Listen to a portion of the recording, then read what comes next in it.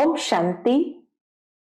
आज 18 जनवरी 2026 और आज हमारे प्यारे ब्रह्मा बाबा का अव्यक्ति दिवस है, स्मृति दिवस, सुसमर्थी दिवस। आज के दिन ब्रह्मा बाबा अपने संपूर्ण अव्यक्त फरिश्ते स्टेज को प्राप्त कर इस साकार देह के बंधन से मुक्त होकर के अपनी सारी शक्तियां बच्चों को विल करके अव्यक्त वतनवासी बने, ताकि हम बच्चों को भी सहज अव्यक्त वतनवासी बना सके। और बाबा ने हम बच्चों को यही सुंदर लक्ष्य दिया कि बच्चे, अब आप भी संपूर्ण होकर के अव्यक्त वतन में बाबा के संग आ जाओ। और हम बच्चों का भी यही सुंदर लक्ष्य है, अव्यक्त फरिश्ता बनना। तो आज के बाबा के शिक्षाओं भरे महावाक्य साकार रूप से चले हुए और अव्यक्त रूप से चले हुए दोनों महावाक्य को हम सभी सुनेंगे। साकार मधुर महावाक्य में बाबा ने हम बच्चों को जो ज्ञान रत्नों की थालियां भर भर करके दी है, जिससे हम स्वयं को कांटों से फूल बना सके और वो फूलों की दुनिया में अपने को जाने योग्य बना सके।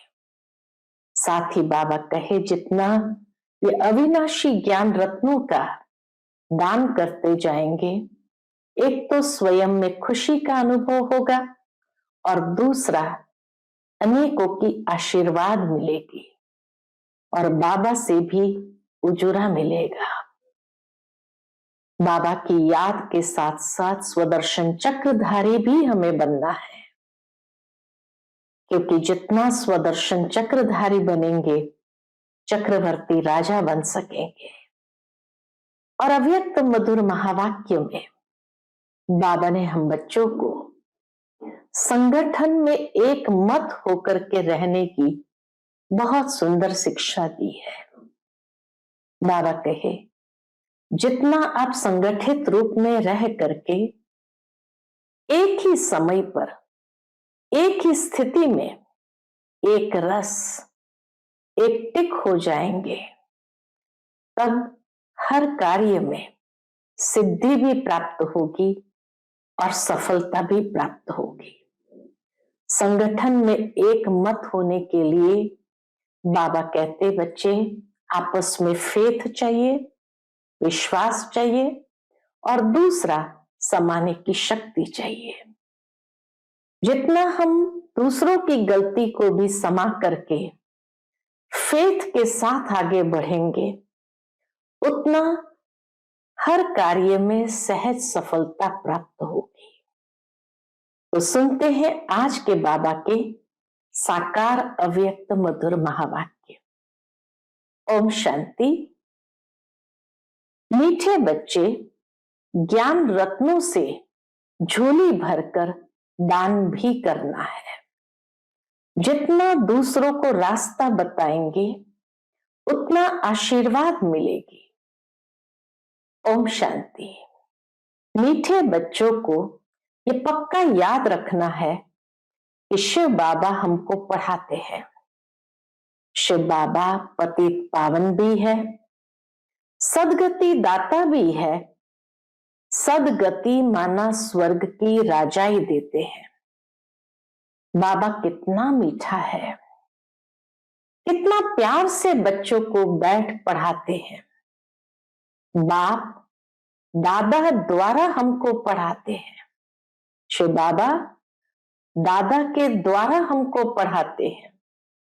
बाबा कितना मीठा है, कितना प्यार करते हैं, कोई तकलीफ नहीं देते हैं, सिर्फ कहते हैं मुझे याद करो और चक्र को याद करो। बाप की याद में दिल एकदम ठर जानी चाहिए। बाबा की याद में दिल ठर जानी चाहिए, माना एकदम शीतल हो जानी चाहिए। एक बाप की याद सतानी चाहिए। बाबा कहे बाप की ही याद सतानी चाहिए, क्योंकि बाप से वर्षा कितना भारी मिलता है। अपने को देखना चाहिए हमारा बाप के साथ कितना लव है, कहां तक हमारे में दैवी गुण है, कितना बाबा से हमारा लव है और कितना दैवी गुण हमने धारण किया है। क्योंकि तुम बच्चे अब कांटों से फूल बन रहे हैं, तो दैवी गुणों की धारणा से ही हम फूल बनते जा रहे हैं। जितना जितना योग में रहेंगे उतना कांटों से फूल सतो प्रधान बनते जाएंगे। फूल बन गए फिर यहां रह नहीं सकेंगे। बाबा कहे जब एकदम खिला हुआ फूल बन जाएंगे फिर यहां रह नहीं सकेंगे। फूलों का बगीचा है ही स्वर्ग। जो बहुतों को कांटों से फूल बनाते हैं उन्हें ही सच्चा खुशबूदार फूल कहेंगे। जो दूसरों को भी आप समान बनाए, बाबा कहे उन्हों को ही सच्चा खुशबूदार फूल कहेंगे। वह कभी किसी को कांटा नहीं लगाएंगे। क्रोध भी बड़ा कांटा है। बाबा कहते क्रोध भी बड़ा कांटा है, बहुतों को दुख देते हैं। अभी तुम बच्चे कांटों की दुनिया से किनारे पर आ गए हो, तुम हो संगम पर। जैसे माली फूलों को अलग पाट में निकाल कर रखते हैं, अलग बर्तन में निकाल कर रखते हैं, वैसे ही तुम फूलों को भी अब संगम युगी पाट में अलग रखा हुआ है। बाबा ने भी हम बच्चों को संगम युगी पाट में अलग रखा हुआ है। फिर तुम फूल स्वर्ग में चले जाएंगे, कलयुगी कांटे भस्म हो जाएंगे। हम बच्चे सतयुग में फूलों के बगीचे में चले जाएंगे और कलयुगी कांटे सारे भस्म हो जाएंगे। मीठे बच्चे जानते हैं, क्या जानते हैं? पारलौकिक बाप से हमको अविनाशी वर्षा मिलता है। जो सच्चे सच्चे बच्चे हैं, जिनका बाप दादा से पूरा लव है, उनको बड़ी खुशी रहेगी। हम विश्व का मालिक बनते हैं। हाँ, पुरुषार्थ से ही विश्व का मालिक बना जाता है, ऐसे नहीं बन जाते हैं। हर एक बच्चा पुरुषार्थ से ही विश्व का मालिक बन जाता है, सिर्फ कहने से नहीं। जो अनन्य बच्चे हैं उनको सदैव याद रहेगा कि हम अपने लिए फिर से वही सूर्यवंशी चंद्रवंशी राजधानी स्थापन कर रहे हैं। बाप कहते हैं मीठे बच्चे, जितना तुम बहुतों का कल्याण करेंगे उतना तुमको ही उजूरा मिलेगा, रिटर्न में फल भी मिलेगा। बहुतों को रास्ता बताएंगे तो बहुतों की आशीर्वाद मिलेगी। ज्ञान रत्नों से झोली भरकर फिर दान करना है। एक तो बाबा कहे ज्ञान रत्नों से अपनी झोली भरकर फिर दान करना है। ज्ञान सागर तुमको रत्नों की थालियां भर भर कर देते हैं। उन रत्नों का जो दान करते हैं वही सबको प्यारे लगते हैं। बच्चों को अंदर में कितनी खुशी होनी चाहिए। सेंसिबल बच्चे जो होंगे वह तो कहेंगे हम बाबा से पूरा ही वर्षा लेंगे, एकदम चटक पड़ेंगे। बाप से बहुत लव रहेगा, क्योंकि जानते हैं प्राण देने वाला बाप मिला है। नॉलेज का वरदान ऐसे देते हैं शिव बाबा, हम बच्चों को नॉलेज का वरदान ऐसे देते हैं जिससे हम क्या से क्या बन जाते हैं। इनसॉल्वेंट से सॉल्वेंट बन जाते हैं, इतना भंडारा भरपूर कर देते हैं, इतना समृद्ध बन जाते हैं, जो बाबा कहे भंडारा ही भरपूर कर देते हैं। जितना बाप को याद करेंगे उतना लव रहेगा, कशिश होगी। सुई साफ होती है तो चकमक तरफ यानी चुंबक के तरफ खींच जाती है। जितनी सुई साफ होंगी, जंक नहीं होगा, तो चकमक यानी चुंबक के तरफ खींच जाती है ना। बाप की याद से कट निकलती जाएंगी, एक बाप के सिवाय और कोई याद न आए, ऐसी अवस्था हमें बनानी है। बाप समझाते हैं, मीठे बच्चे अब गफलत मत करो। बाप समझाते हैं, मीठे बच्चे अब गफलत मत करो, स्वदर्शन चक्रधारी बनो, लाइट हाउस बनो। स्वदर्शन चक्रधारी बनने की प्रैक्टिस अच्छी हो जाएगी तो फिर तुम जैसे ज्ञान का सागर हो जाएंगे। जैसे स्टूडेंट पढ़कर टीचर बन जाते हैं ना, तुम्हारा धंधा ही यह है, सबको स्वदर्शन चक्रधारी बनाओ, तभी चक्रवर्ती राजा रानी बनेंगे। इसलिए बाबा सदैव बच्चों से पूछते हैं, क्या पूछते हैं? स्वदर्शन चक्रधारी हो बैठे हो? बाप भी स्वदर्शन चक्रधारी है ना। बाप आए हैं तुम मीठे बच्चों को वापस ले जाने। तुम बच्चों बिगर हमको भी जैसे बेआरामी आती है। शिव बाबा कहते हैं, तुम बच्चों के बिगर परमधाम खाली हो जाता है तो बाबा को भी जैसे कि बेआरामी होती है। जब समय होता है तो बेआरामी हो जाती है। शिव बाबा का भी जब नीचे आने का समय होता है तो बाबा को बेआरामी हो जाती है, बस अब भी हम जाऊं। बच्चे बहुत पुकारते हैं, बहुत दुखी है, तरस पड़ता है। अब तुम बच्चों को चलना है घर, फिर वहां से तुम आपे ही चले जाएंगे सुखधाम। बाबा सुखधाम नहीं आते, लेकिन बाबा कहे घर साथ में ले जाता हूं, फिर तुम चले जाएंगे सुखधाम। वहां मैं तुम्हारा साथी नहीं बनूंगा। अपनी अवस्था अनुसार तुम्हारी आत्मा चली जाएंगी। जैसी जिसकी अवस्था वैसे या तो राजघराने में या प्रजा में चले जाएंगे। जितना तुम बच्चे बाप की याद में रहेंगे उतना दूसरों को समझाने का असर होगा। बाबा कहे उतना दूसरों को समझाने का असर होगा। तुम्हारा बोलना जास्ती नहीं होना चाहिए। आत्म अभिमानी हो, थोड़ा भी समझाएंगे तो तीर लगेगा। बाप कहते बच्चे बीती सो बीती, जो बातें हो गई सो हो गई। अब पहले अपने को सुधारो। खुद याद करेंगे नहीं, दूसरों को कहते रहेंगे, ये ठगी चल ना सके। बाबा कहते अब ये ठगी चल ना सके। अंदर दिल जरूर खाती होगी। बाप के साथ पूरा लव नहीं है तो श्रीमत पर चलते नहीं हैं। बेहद के बाप जैसी शिक्षा तो और कोई दे न सके। बाप कहते हैं मीठे बच्चे इस पुरानी दुनिया को अब भूल जाओ।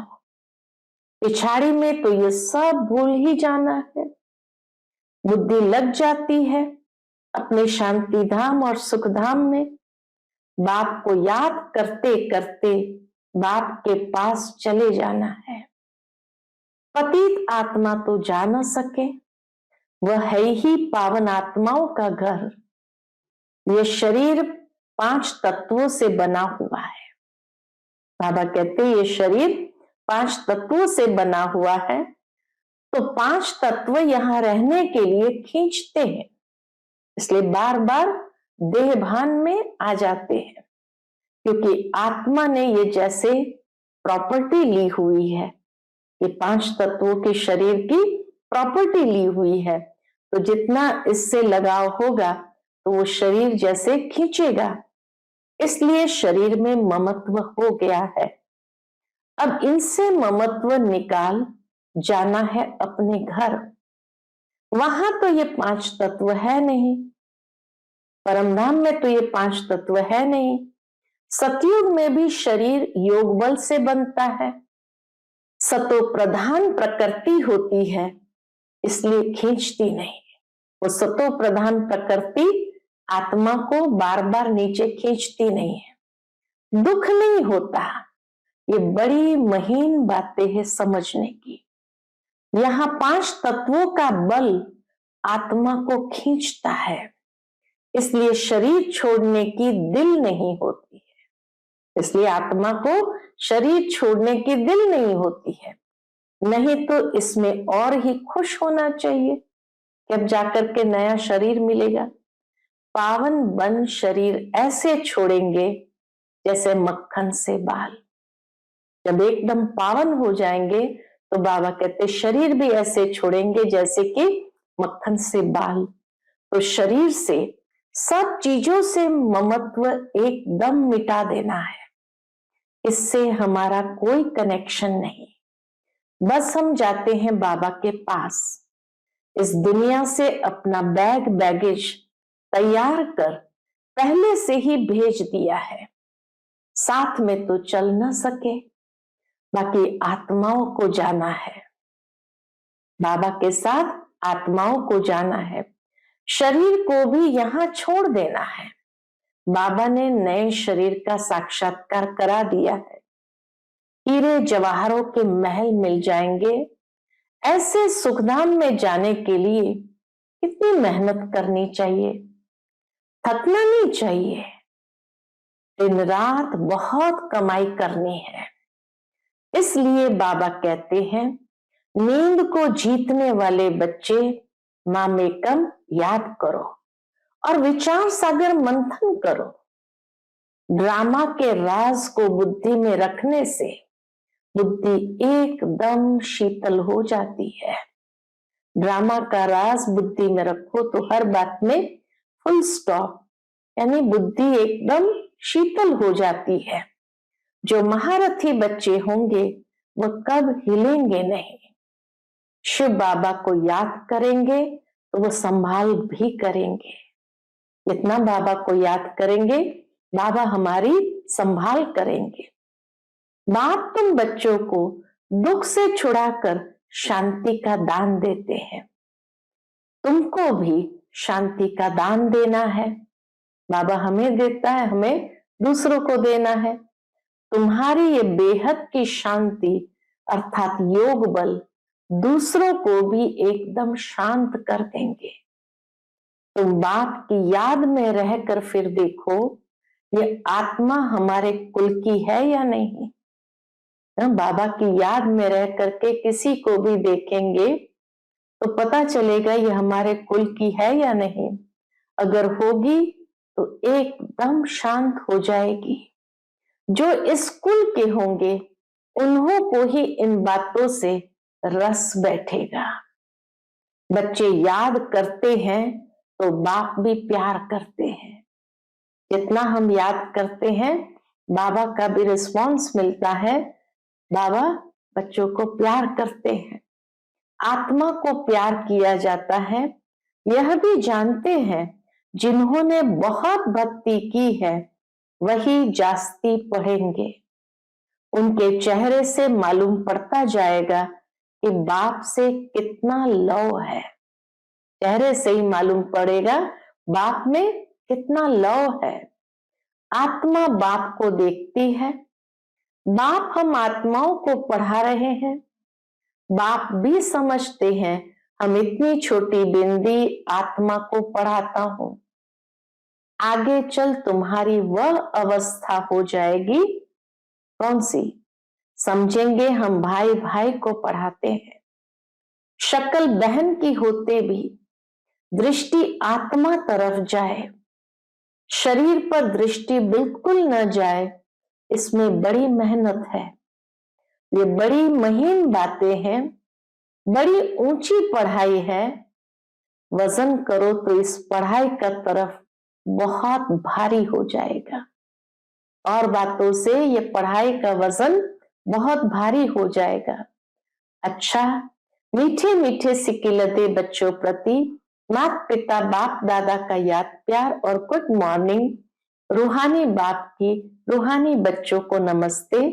हम सभी रूहानी बच्चों की रूहानी माता पिता बाप दादा को याद प्यार गुड मॉर्निंग और नमस्ते नमस्ते। शुक्रिया बाबा, शुक्रिया। फिर बाबा के अव्यक्त मधुर महावाक्य है, महावीर बच्चों के संगठन की विशेषता एक रस एक टिक स्थिति। और ये अव्यक्त मधुर महावाक्य अव्यक्त बाप दादा ने 9 दिसंबर 1975 को सुनाए थे, जिसमें बाबा कहे महावीर अर्थात विशेष आत्मा। ऐसे महावीर विशेष आत्माओं के संगठन की विशेषता क्या होती है? बाबा कहे ऐसे विशेष आत्माओं के संगठन की विशेषता वर्तमान समय यही होनी चाहिए जो एक ही समय सबकी एक रस एक टिक स्थिति हो। अर्थात जितना समय जिस स्थिति में ठहरना चाहे उतना समय उस स्थिति में संगठित रूप में स्थित हो जाए। संगठित रूप में सबके संकल्प रूपी अंगुली एक हो। संगठित रूप में सबके संकल्प रूपी अंगुली एक हो। जब तक संगठन की यह प्रैक्टिस नहीं तब तक सिद्धि नहीं होगी। तो संगठन में विशेष आत्माओं की विशेषता यही होगी कि एक ही समय पर एक ही संकल्प में एक रस एक टिक स्थित हो जाए। संगठन में अभी ऑर्डर हो, मानो बाबा कहते हैं संगठन में अभी ऑर्डर हो कि 5 मिनट के लिए व्यर्थ संकल्प बिल्कुल समाप्त कर बीज रूप पावरफुल स्थिति में एक रस स्थित हो जाओ। तो ऐसा अभ्यास है कि ऑर्डर मिले और बस एक बीज रूप स्थिति में स्थित हो जाए। बाबा कहे ऐसे नहीं, कोई मनन करने की स्थिति में हो, कोई रूरिहान कर रहा हो और कोई अव्यक्त स्थिति में हो। ऑर्डर है बीज रूप होने का और कर रहे हैं रूरिहान, तो ऑर्डर नहीं माना ना। यह अभ्यास तब होगा, बाबा कहे संगठित रूप में भी अभ्यास कब होगा? तो यह अभ्यास तब होगा जब पहले व्यर्थ संकल्पों की समाप्ति करेंगे, अंदर में कोई व्यर्थ संकल्प न हो। हलचल होती ही व्यर्थ संकल्पों की है। इन व्यर्थ संकल्पों की समाप्ति के लिए अपने संगठन को शक्तिशाली व एक मत बनाने के लिए कौन सी शक्ति चाहिए? संगठन को शक्तिशाली और एक मत बनाने के लिए कौन सी शक्ति चाहिए? इसके लिए एक तो फेथ विश्वास और दूसरा समाने की शक्ति चाहिए। संगठन को जोड़ने का धागा है फेथ विश्वास। तो ये 2 चीजें चाहिए, एक तो फेथ, दूसरा समाने की शक्ति। किसी ने जो कुछ किया मानो रॉन्ग भी किया, लेकिन संगठन प्रमाण व अपने संस्कारों प्रमाण व समय प्रमाण उसने जो किया उसका भी जरूर कोई भाव अर्थ होगा। संगठित रूप में जहां सर्विस है वहां उसके संस्कारों को भी रहम दिल की दृष्टि से देखते हुए संस्कारों को सामने न रख, इसमें भी कोई कल्याण होगा। कितनी बड़ी बात बाबा ने कही, किसी का कैसा भी संस्कार हो, लेकिन जहां संगठित रूप में सर्विस है वहां रहमदिल बन करके उस दृष्टि से देखो, संस्कारों को सामने न रख, इसमें भी कोई कल्याण होगा। इसको साथ मिलाकर चलने में ही कल्याण है। ऐसा फेथ जब संगठन में एक दूसरे के प्रति हो तभी सफलता हो सकती है। पहले से ही व्यर्थ संकल्प नहीं चलाने चाहिए, ऐसा है वैसा है नहीं। जैसे कोई अपनी गलती को महसूस भी करते हैं लेकिन उसको कभी फैलाएंगे नहीं, बल्कि अपनी गलती को समाएंगे। दूसरा उसको फैलाएगा तो भी बुरा लगेगा। कोई हमारी गलती को फैलाता है तो बुरा लगता है। इसी प्रकार दूसरे की गलती को भी अपनी गलती समझ फैलाना नहीं चाहिए। कितना बाबा संगठन को कैसे मजबूत कर रहा है उसकी विधि बताते हैं। व्यर्थ संकल्प नहीं चलाने चाहिए, बल्कि उन्हें भी समा देना चाहिए। इतना एक दो में फेथ हो, स्नेह की शक्ति से ठीक कर देना चाहिए। स्नेह की शक्ति से किसी की गलती को भी ठीक कर देना चाहिए। जैसे लौकिक रीति भी घर की बात बाहर नहीं करते हैं, नहीं तो इससे घर को ही नुकसान होता है। तो संगठन में साथी ने जो कुछ किया उसमें जरूर रहस्य होगा। यदि उसने रॉन्ग भी किया हो तो भी उसको परिवर्तन कर देना चाहिए। ये दोनों प्रकार से फेथ रखकर एक दूसरे के संपर्क में चलने से संगठन की सफलता हो सकती है। तो पहली बात बताई, दूसरे की गलती को अपनी गलती समझकर समा लेना चाहिए, और खाली समाना नहीं लेकिन परिवर्तन कर लेना चाहिए। ऐसा फेथ एक दूसरे में हो तो बाबा कहे संगठन की सफलता हो सकती है। इसमें समाने की शक्ति ज्यादा चाहिए। व्यर्थ संकल्पों को समाना है। बीते हुए संस्कारों को कभी भी वर्तमान समय से टैली नहीं करो, अर्थात मिलाओ नहीं। पास्ट के जो संस्कार रहे हैं उसी बात को बार बार वर्तमान समय के साथ भी मिलाते रहे, ऐसा नहीं करना है। अर्थात पास्ट को प्रेजेंट नहीं करो। जब पास्ट को प्रेजेंट में मिलाते हो तब ही संकल्पों की क्यू लंबी हो जाती है। व्यर्थ संकल्पों की क्यू लंबी हो जाती है, और जब तक ये व्यर्थ संकल्पों की क्यू है तब तक संगठित रूप में एक रस स्थिति हो नहीं सकती। दूसरे की गलती सो अपनी गलती समझना, दूसरे की गलती सो अपनी गलती समझना, यह है संगठन को मजबूत करना। यह तब होगा जब एक दूसरे में फेथ होगा। परिवर्तन करने का फेथ या कल्याण करने का फेथ, इसमें समाने की शक्ति जरूर चाहिए। या परिवर्तन करो या कल्याण करने का फेथ, विश्वास रख करके समाने की शक्ति चाहिए। देखा और सुना, उसको बिल्कुल समाकर वही आत्मिक दृष्टि और कल्याण की भावना रहे। जब अज्ञानियों के लिए कहते हो अपकारियों पर उपकार करना है, तो संगठन में भी एक दूसरे के प्रति रहम की भावना रहे। अभी रहम की भावना कम रहती है क्योंकि आत्मिक स्थिति का अभ्यास कम है। बहुत सुंदर बात बाबा ने कही कि अभी रहम की भावना कम रहती है क्योंकि आत्मिक स्थिति का अभ्यास कम है। ऐसा पावरफुल संगठन होने से ही सिद्धि होगी। अभी आप सिद्धि का आवाहन करते हो, लेकिन फिर आपके आगे सिद्धि स्वयं झुकेगी। अभी हम सिद्धि का आवाहन करते हैं, लेकिन बाबा कहे आगे ऐसा समय आएगा जो सिद्धि स्वयं झुकेगी।